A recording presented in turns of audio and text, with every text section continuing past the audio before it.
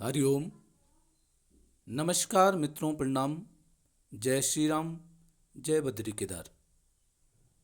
मित्रों, एक बार पुनः आपका स्वागत कर रहा हूं अपने इस ज्योतिष कार्यक्रम में, जहां पर कि मैं आपको ज्योतिष से संबंधित, आध्यात्म से संबंधित छोटी छोटी और महत्वपूर्ण जानकारियां उपलब्ध कराता हूं।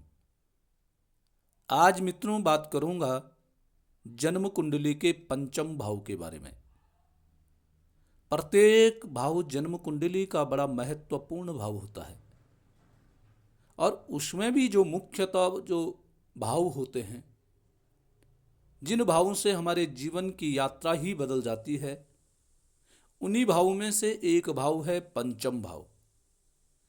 पांचवा जो खाना होता है, पांचवा जो भाव होता है, उसका संबंध हमारे जीवन में किन किन विषयों से है, वहां पे ग्रहों की स्थिति क्या होती है, उसके बारे में आपसे चर्चा करूं। इससे पहले आपसे पुनः निवेदन है कि यदि आपने अभी तक चैनल को सब्सक्राइब नहीं किया है तो प्लीज चैनल को सब्सक्राइब जरूर करें। वीडियो को अंत तक देखें और यदि आपको ठीक लगती है तो इसको शेयर भी करें, लाइक भी करें और कमेंट भी अवश्य करें। तो मित्रों, आओ पंचम भाव, पांचवा भाव जन्म कुंडली की, जहां पे मैंने ये गोलाकार कर रखा है, ये प्रत्येक जातक की जन्म कुंडली का यही पांचवा भाव है। इसी को पांचवा भाव कहते हैं। इसी के बारे में आज आपको मैं सूक्ष्म जानकारी दे रहा हूं। पहले आपको विस्तार से बताऊंगा कि इस पंचम भाव से हम क्या क्या गणना कर सकते हैं। सबसे पहले है मित्रों कि हम जो हमारे मित्र हैं, आप अपने मित्रों के लिए कितने मददगार साबित होंगे, आप अपने मित्रों का कितना भला सोचते हैं, आप अपने मित्रों के लिए किस प्रकार से लाभदायक होंगे, ये सब पंचम भाव से जाना जाता है। और आपके मित्र,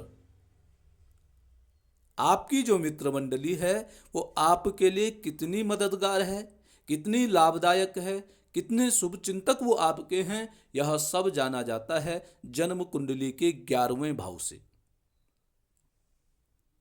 आपकी अपने मित्रों के साथ कैसे बनेगी, कैसे रहेगी, ये तो पंचम भाव बताएगा आपका। और मित्र आपके कैसे हैं, यह बताएगा 11वां भाव। आपके ज्ञान से आप स्वयं बनेंगे या आपके ज्ञान से कोई और या कई लोग बनेंगे, ये भी कहां से होता है? पंचम भाव से। कई व्यक्ति क्या होते हैं, अपने आप तो कुछ नहीं होते हैं, परंतु जो दूसरे को उपदेश देते हैं, वह उपदेश दूसरों के लिए बड़ा हितकारी हो जाता है।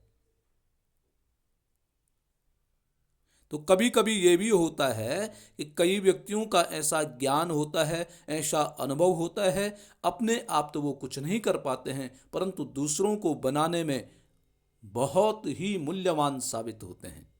अर्थात आप कैसे कह सकते हैं, दीपक की भांति। क्या आपका जीवन दीपक की भांति तो नहीं है? ये भी पंचम भाव से पता चलता है कि स्वयं अंधकार में है और दुनिया को उजाले में रखा हुआ है। तो ये ज्ञान भी पंचम भाव से प्राप्त होता है। आप अपने ज्ञान और तप से अपना भाग्य बनाएंगे या अपना भाग्य बिगाड़ेंगे, यह भी पंचम भाव से पता चलता है कि आप जो कार्य कर रहे हैं या जिस कार्य में आपकी रुचि होती है, वह आपके लिए लाभदायक होगा या जो कार्य आप कर रहे हैं वो आपके नुकसानदायक है। ये सब जानकारियां भी पंचम भाव से प्राप्त होती है। पांचवा भाव ही हमें बताता है कि हमें क्या सही है, क्या गलत है। आप अपनी काबिलियत से कितना धन उपार्जन कर पाएंगे, आपकी बुद्धि कितनी सुंदर है जो कि आप धन अर्जन भी कर सकते हैं। अपने ज्ञान के माध्यम से आप धन अर्जन कर पाएंगे या नहीं कर पाएंगे, यह भी पंचम भाव से ही प्राप्त होता है। और एक और महत्वपूर्ण जानकारी क्या पंचम भाव से है कि आप अपने ज्ञान को स्वयं पर कितना लागू कर पाते हैं। कई व्यक्ति होते हैं कि दूसरे को तो उपदेश देंगे, दूसरे को तो ज्ञान बांटते हुए फिरेंगे, परंतु अपने आप धरातल पे कुछ भी नहीं। तो ये जानकारियां भी पंचम भाव से प्राप्त होती हैं। आप अपने ज्ञान का अपने ऊपर भी प्रयोग करते हैं कि नहीं करते हैं, या केवल उपदेशक ही आप बन करके घूमेंगे फिरेंगे। तो ये कहां से जानकारी मिलती है? पंचम भाव से। आप अपने ज्ञान से औरों को कितना लाभ दिला पाएंगे। कई व्यक्तियों के पास ज्ञान होता है, अनुभव होता है, जानकारियां होती हैं, परंतु वो दूसरे को शेयर नहीं करते हैं। तो ये सब चीज पंचम भाव से, ये पांचवा भाव ही हमें बताता है। आप अपने ज्ञान का सदुपयोग कर रहे हैं कि नहीं कर रहे हैं, यह भी पंचम भाव से पता चलता है। यह भी हमें पांचवा भाव ही बताता है। और दूसरी बात क्या है, पंचम भाव धन विद्या बुद्धि का भाव तो है ही, साथ साथ में संतान का भाव भी पंचम भाव है। आपकी संतान आपके लिए कितनी लाभदायक होगी, आपकी संतान आपकी सेवा करेगी कि नहीं करेगी, आपकी संतान आपके अनुकूल होगी कि नहीं होगी, ये सब जानकारियां हमें पंचम भाव बताता है। पांचवा भाव ये जानकारियां भी हमें प्रस्तुत करता है, क्योंकि संतान भी हमारे पुण्य पाप का ही फल होता है। हमने पूर्व जन्म में जैसे पुण्य के होंगे या जैसे पाप के होंगे, इस जन्म में वह संतान के रूप में हमें प्राप्त होती है। आपको सबसे ज्यादा प्रेम किसको मिलेगा, या आपको सबसे ज्यादा प्रेम किसका मिलेगा, और आपका प्रेम सर्वाधिक किसको मिलेगा,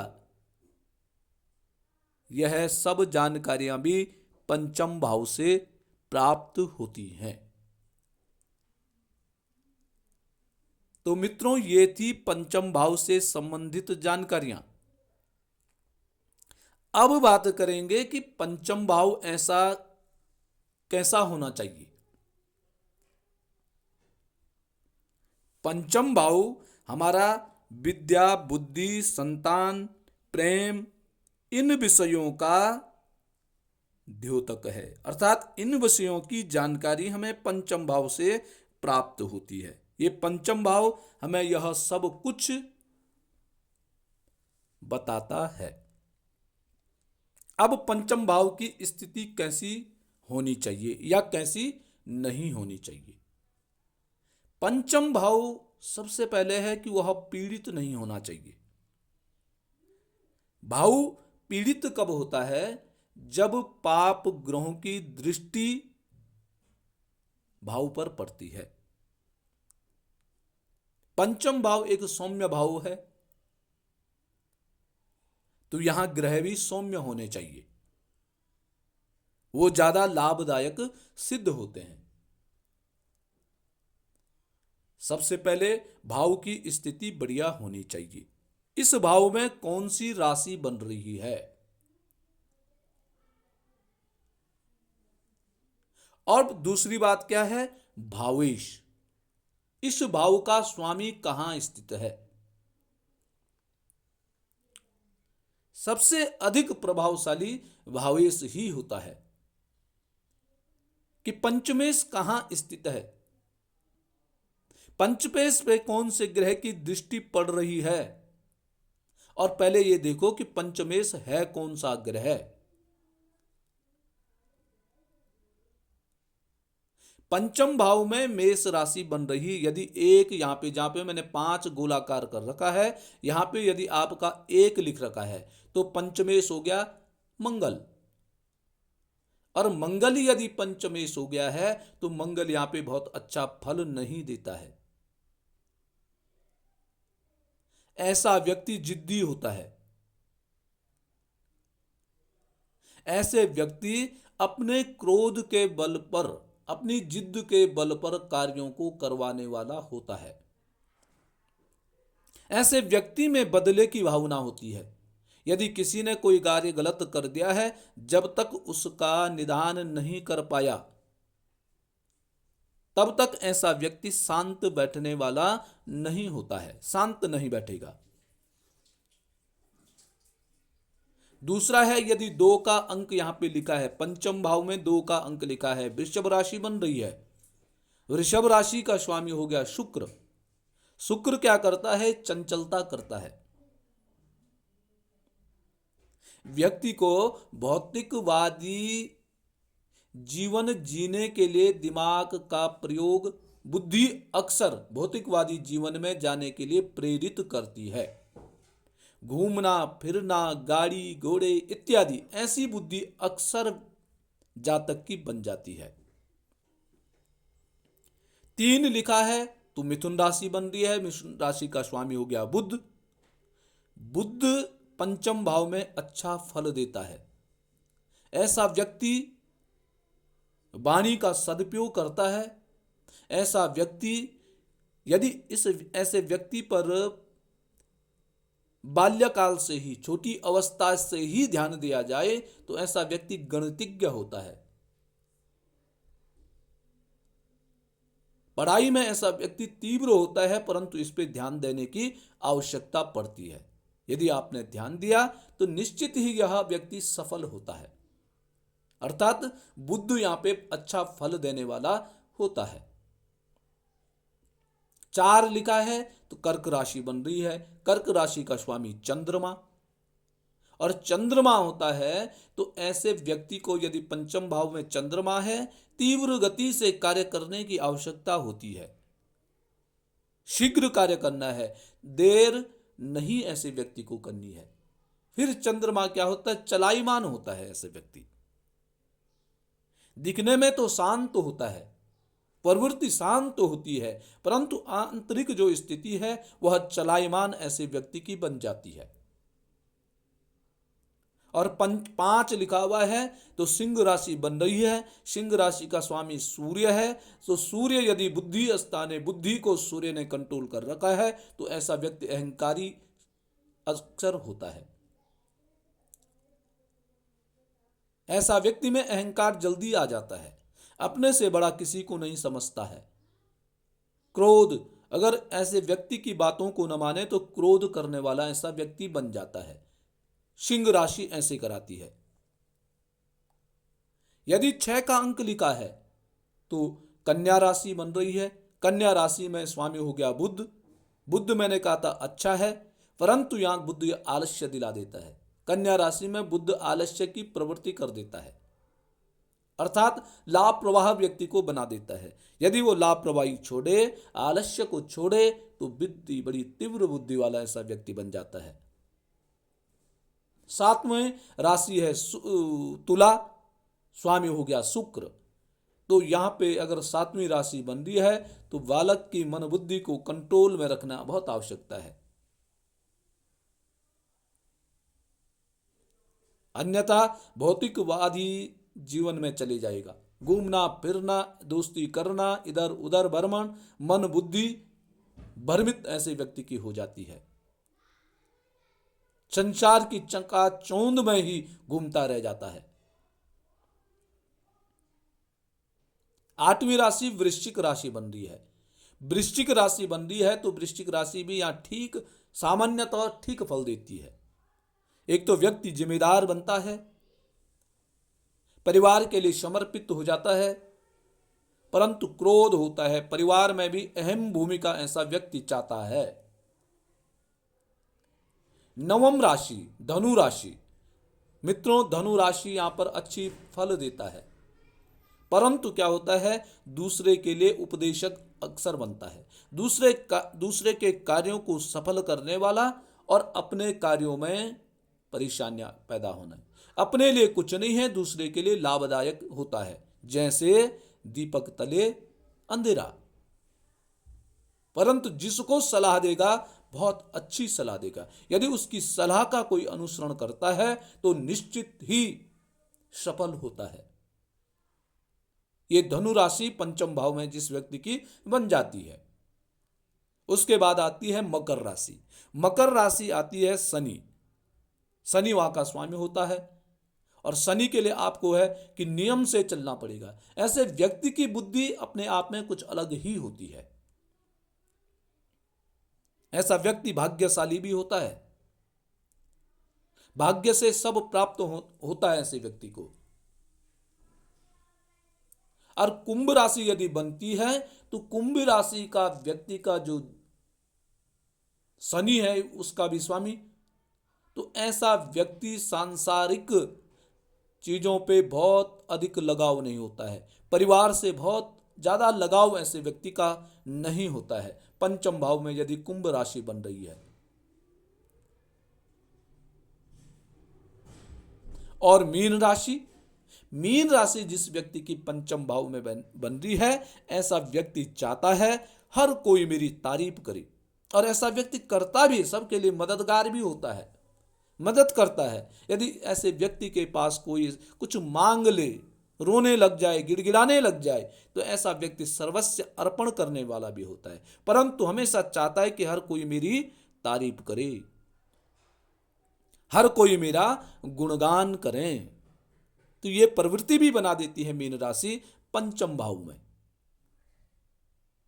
तो मित्रों, ये थी 12 राशियों के स्थिति बताई मैंने पंचम भाव की, परंतु उस पर यह ध्यान देने की आवश्यकता है राशि का स्वामी कहां है। राशि तो ठीक है, जैसे मैंने कहा कि धनु राशि बन रही है, धनु राशि का स्वामी बृहस्पति है, ये प्रवृत्ति होगी कि दूसरे को उपदेश देना, परंतु बृहस्पति है कहां। बृहस्पति यदि अच्छी जगह स्थित हो, अर्थात भावेश कहा था मैंने, पंचमेश कहा था मैंने, पंचमेश की स्थिति ठीक होनी अति आवश्यक है। पंचमेश आपका बली हो तो बल मिलता है, निर्बली हो तो बल कम होता है। उदय है तो आपकी बुद्धि भी उदय है, और अस्त है तो आपकी बुद्धि भी अस्त है। तो इन ग्रहों का ठीक ढंग से देखभाल करके यदि किसी व्यक्ति का पंचमेश अस्त स्थिति में है, निर्बली है, तो ऐसे व्यक्ति को हमेशा चाहिए कि वो अपने पारिवारिक लोगों की मदद लेकर के कार्य करें। अपने जो नजदीकी हैं, अपनी जो मित्र हैं, उनकी मदद लेकर के कार्य करने में ही आपको सफलता मिलेगी, क्योंकि आपकी बुद्धि बहुत ज्यादा चतुर नहीं बन पाएगी। आप बहुत धीरे सोचेंगे। आप तब सोचेंगे जब काम आपका खराब हो गया है, बाद में आप बोलेंगे अरे ये तो मैं कर सकता था, परंतु वर्तमान में आप नहीं कर पाएंगे। इसलिए दूसरे की मदद लेना आपके लिए अति आवश्यक है। दूसरे की मदद लेकर के आपको कार्य करने के लिए हमेशा तैयार रहना चाहिए। इसमें संकोच करने की आपको कोई भी आवश्यकता नहीं है, तभी आप मित्रों सफल हो पाएंगे। अन्यथा आपको सफल होने में बहुत अड़चनें जीवन में आएंगी, आपकी बुद्धि कुंठित होने लग जाएगी, आप मन ही मन में परेशान होने लग जाएंगे। तो इसलिए जन्म कुंडली का निरीक्षण करने के लिए करें, अवश्य करें, और पंचम भाव को देखें। मैंने बड़े सरल तरीके से आपको पंचम भाव के बारे में जानकारी दी है, इससे आप स्वयं भी अपना कुंडली का निरीक्षण कर सकते हैं, परंतु तब जब आप 2-3 बार इस वीडियो को सुनेंगे, अपनी जन्म पत्री, अपनी जन्म कुंडली अपने सामने रखेंगे, आप देखेंगे कौन सा ग्रह कहाँ है, क्या है, और उसके अनुसार अपना फलादेश स्वयं भी आप कर सकते हैं।